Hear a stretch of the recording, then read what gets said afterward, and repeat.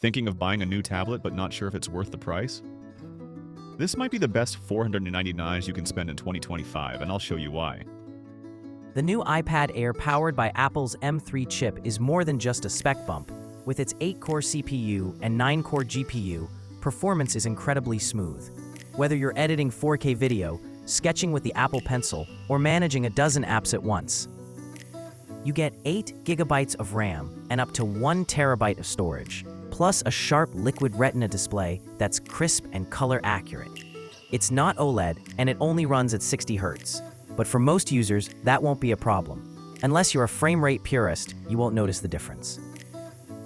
Now, stay with me, because there's one feature Apple added that actually caught me off guard, and I'll tell you about it near the end. Both the 11 and 13-inch models offer identical performance, so it really comes down to size preference.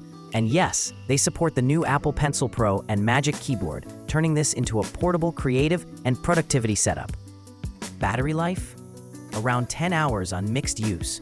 Plus, Wi-Fi 6E and Bluetooth 5.3 make it well-equipped for the next few years.